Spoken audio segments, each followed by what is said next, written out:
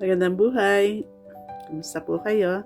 Ngayon po ay September 22, 2025. At kahapon po yun, merong malalaking rally, di ba? So, nakasama po ba kayo dyan? Ayan. So, generally naman po, peaceful di po ba ang ang rally. Kaya lang, meron ng gulo.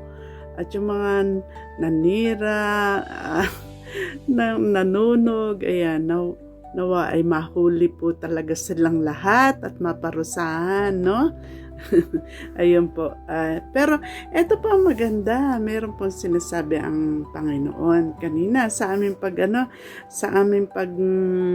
didili-dili o pakikinig sa Lord ay meron po maganda pong sinasabi ang Lord. So gusto niyo po bang malaman kung ano yan? At kung ano yung dapat nating gawin, ipanalangin. Ito po yung sinasabi ng Panginoon. Sabi niya, anak, tandaan mo, bagamat maraming taong patuloy na nanggugulo sa inyong bansa. May mga nanggugulo kasi, no, sa ating bansa. Pakalimiin mong, sabi sa akin, ang mga nangyayari sa inyong bansa ay patuloy na maghahatid sa inyo sa kapayapaan. Ano kaya yung mga pangyayari yun sa tingin niyo? Isipin niyo, i-comment niyo nga po, ano ba yung pangyayari maghahatid sa atin sa kapayapaan? Nais ko ang inyong bansa ay patuloy na kumilala sa akin. Ayan, number 1. Gusto ng Lord na kumilala tayo sa Kanya. Ang tunay at buhay na Diyos, lumalang ng langit at lupa. Ano pa? Sabi niya, ayaw ko ang mga Pilipino ay patuloy na sumuway sa akin at sa aking salita.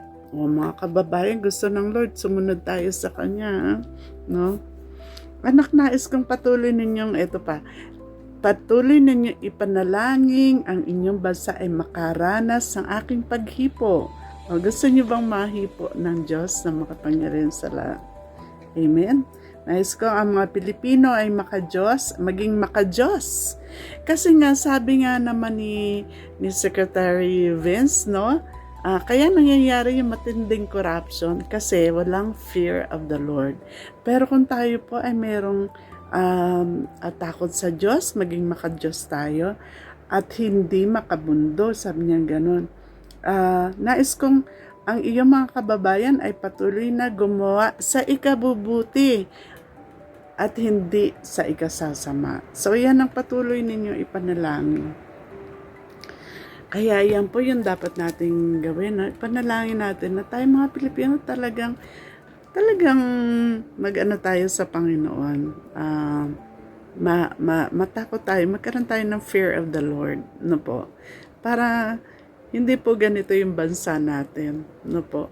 Kasi pagka meron tayong fear of the Lord, we will be righteous, no? Siyempre kung ano yung sinasabi ng Panginoon sa kanyang salita, susundin natin. At iyan ay para sa ikabubuti natin. Amen po ba? So, yun po.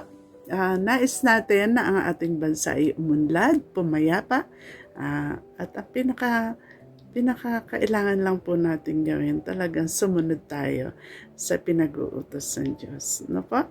Amen po ba? Ito po ang inyong lola, si Lola Madam, nagsasabi sa inyo na kapag ang Diyos ang ating gabay, kaysa yan ang buhay.